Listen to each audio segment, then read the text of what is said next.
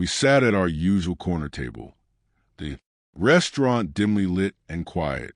The waiter had just taken away our dinner plates when my wife looked at me with a strange calm in her eyes. She folded her hands neatly on the table and said, "I want a divorce." I didn't flinch. I had seen this moment approaching for months, maybe even years. The distance, the late nights, the cold silences, all signs. That love had taken its last breath in our home. I saw it coming. I replied, keeping my voice steady. Her expression flickered as if she had expected, begging tears or at least a question. Instead, I calmly reached for my wallet, tossed a few bills on the table for the check, and stood up. "Get up," I said. "I have something to show you." She hesitated, unsure. "What is it?" "You'll see," I said simply. With reluctant curiosity, she grabbed her purse and followed me outside. The air was crisp, and the night was quiet. I led her to the car, unlocked it, and opened the passenger door for her. The drive was silent. She glanced at me a few times, but I kept my eyes on the road. Her earlier confidence was now thinning into unease. After about 15 minutes, we pulled into a small parking lot outside, a modest building. The sign above it read lock and key storage. She looked confused. "Why are we here?" I didn't answer.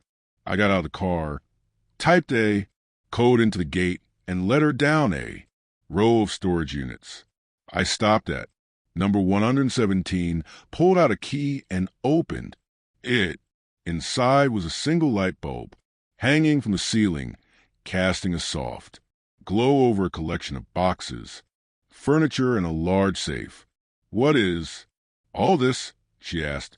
"This," I said, "is what I've been preparing while you were pulling away from our marriage." She looked at me wide-eyed. I walked over to the safe, turned the combination, dial, and opened it. Inside were stacks of papers, photos, and a few hard drives. "These," I said, "are everything. You didn't think I knew." I handed her a folder. She opened it slowly and began flipping through documents, bank statements, private messages, screenshots, and travel receipts. Her face went pale.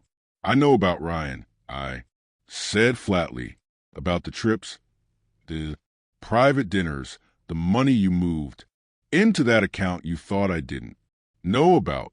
Her mouth opened slightly, but no words came out. I didn't confront you because I wanted to be sure, and now I am. She stepped back, shaking her head. "You were spying on me." "I was protecting myself," I said. "After everything we built together, you tried to take it all while pretending to still be my wife." I wasn't going to. "Stop," I interrupted. "You already did." She sat down on an old chair in the corner of the unit, visibly shaken. "So, what now?" "Now, I let you have your divorce," I said, "but not on your terms." I pulled out another folder. This one, thicker. This contains a revised agreement, one that protects me.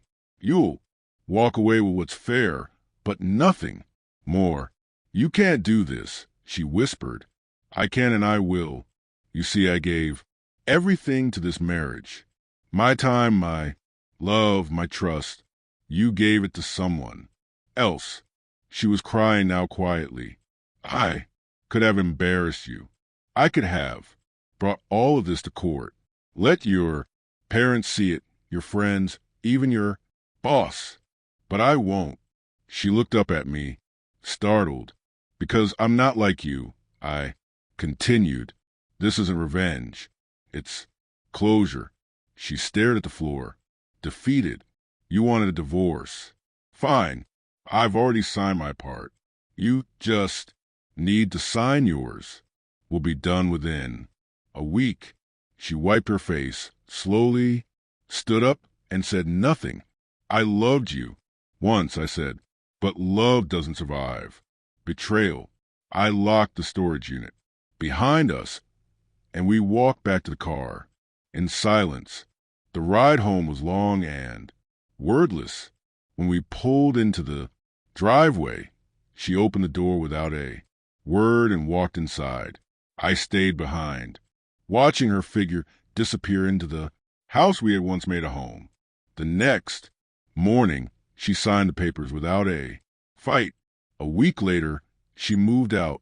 I never spoke to her again, and I didn't need to. Some endings aren't about vengeance. They're about freedom and finally being able to breathe again.